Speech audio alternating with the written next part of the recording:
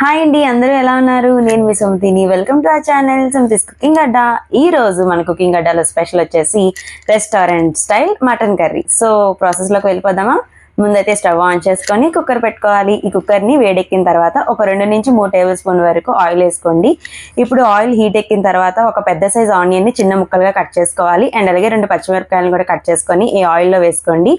ఆ తర్వాత చిటికెడు పసుపు వేసుకొని దాన్ని కూడా బాగా కలపండి. ఆ తర్వాత 1 టేబుల్ స్పూన్ వరకు సాల్ట్ వేసి ఇప్పుడు దీన్ని కూడా ఒకసారి ఫ్రై చేసుకొని సిమ్లో పెట్టేసేయండి. ఇప్పుడు ఇది వేగేలోపు మనము ఒక మిక్సీ జార్ తీసుకొని అందులో ఒక పెద్ద సైజ్ టమాటాని కట్ చేసుకొని వేసుకోవాలి. 1 టేబుల్ స్పూన్ వరకు ధనియాలు, గసగసాలు, జాపత్రి, మరాఠీ మొగ్గ, లవంగాలు, పువ్వు, దాల్చిన చెక్క, 1 టేబుల్ స్పూన్ జీలకర్ర, ఒక ఎండుమిర్చిని వేసుకోవాలి. వీటన్నిటిని కూడా ఫైన్గా పేస్ట్ పట్టుకోవాలి. చక్కగా మొత్తం ముద్ద అయిపోయిన తర్వాత ఇప్పుడు దీన్ని ఒకసారి కలుపుకొని ఇందులో మనం ముందుగా మిక్సీ వాడి పట్టుకున్నటువంటి ఈ ముద్దను వేసేసుకోండి, టమాటా పేస్ట్ని. సో దీని అంతటినీ కూడా చక్కగా ఫ్రై చేసుకోవాలి. అడుగు పట్టేయకుండా ఫ్రై చేసుకుంటూ ఉండండి, దగ్గరుండి ఫ్రై చేసుకోండి. సో దీని అంతటినీ కూడా బాగా ఫ్రై చేసిన తర్వాత ఇప్పుడు ఆయిల్ పైకి తేలనివ్వాలి. ఆయిల్ పైకి తేలిన తర్వాత మనం ఇందులో స్పైసెస్ యాడ్ చేసుకోవాలి. 2 టేబుల్ స్పూన్ వరకు కారం, 1 table spoon garam masala, 1 table spoon ధనియాల పొడి, 1 టేబుల్ స్పూన్ వరకు మటన్ మసాలా, 1 టేబుల్ స్పూన్ అల్లం వెల్లుల్లి పేస్ట్. ఆ క్లిప్ని అది మిస్ అయింది. ఇప్పుడు ఈ మసాలాలన్నిటినీ కూడా అడుగు మాడకుండా చక్కగా కలుపుకోవాలండి. స్పైసెస్ అన్నవి మాడకుండా కలుపుకోండి సిమ్లో పెట్టేసి. అంతటినీ కూడా బాగా ఫ్రై చేసిన తర్వాత ఆయిల్ పైకి తేలనివ్వాలి. ఇప్పుడు ఇందులో ముందుగా కడిగి పెట్టుకున్నటువంటి మటన్ని వేసుకోవాలి. నేను ఇక్కడ ఒక 1/2 కేజీ మటన్ వరకు తీసుకున్నాను. సో ఈ మటన్ అంతటిని ఒక 2 టైమ్స్ బాగా సాల్ట్ వేసి కడిగేసేయండి. సో దీన్ని ఇందులో యాడ్ చేసుకోవాలి. దీన్ని కూడా చక్కగా ఫ్రై చేసుకోండి. మసాలా ముద్ద అంతా కూడా దీనికి బాగా పట్టే విధంగా కలుపుకోవాలి. ఎంత బాగా ఫ్రై చేస్తే అంత టేస్ట్. అడుగు అంటకుండా బాగా ఫ్రై చేసుకోండి. సో దీని అంతటిని కూడా బాగా ఫ్రై చేస్తున్నప్పుడే మనకి కొంచెం కొంచెంగా వాటర్ రావడం స్టార్ట్ అవుతుంది.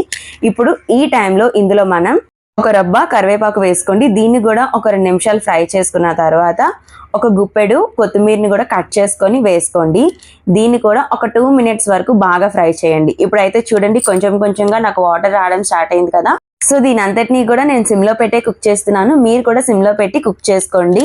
దీని ద్వారా వాటర్ అనేది బాగా పైకి తేలుతూ ఉంటుంది. ఇప్పుడైతే సైడ్లంతా దగ్గరికి చేసేసి నేను ఇక్కడ ఒక పెద్ద గ్లాస్ వరకు కూడా వాటర్ని తీసుకొని ఇందులో యాడ్ చేసుకుంటున్నాను. ఇప్పుడు దీని అంతటినీ కూడా దగ్గరికి కలుపుకోండి సైడ్లది తీసుకొని. ఇప్పుడు కుక్కర్ మూత పెట్టేసేయాలి. కుక్కర్ మూత పెట్టేసి ఈ విజిల్ పెట్టేసేయండి. ఒక 10 నుంచి 12 విజిల్లు రానివ్వండి. లేత కూర అయితే కనుక ఒక 5 నుంచి 6 విజిల్లకే ఉడికిపోతుంది. నాకు ఇక్కడ 10 నుంచి 12 విజిల్లకి వరకు నేను రానిచ్చాను. కొంచెం కూర ముదురుగా ఉంది. సో ఇప్పుడైతే కుక్కర్ కట్టేసిన తర్వాత ఒక అరగంట వదిలేస్తే ఆవిరి మొత్తం పోయాక కుక్కర్ మూత తీసి చూస్తే చూడండి ఈ విధంగా ఉంటుంది. కూర అయితే చాలా టేస్టీగా ఉంటుంది. రెస్టారెంట్ స్టైల్ లానే ఉంటుంది. సో తప్పకుండా మీరు అందరూ ట్రై చేయండి. మీకు ఎలా కుదిరిందో నాకు కమెంట్ ద్వారా కమెంట్ చేసేసేయండి. అండ్ అలాగే నేను ఛానల్ని కొత్తగా స్టార్ట్ చేశాను. సో మీరు అందరి సపోర్ట్ నాకు కావాలి. తప్పకుండా మీరు అందరూ సబ్స్క్రైబ్ చేసుకొని లైక్ చేయండి. అండ్ అలాగే నా వీడియోస్ అన్ని చూడండి.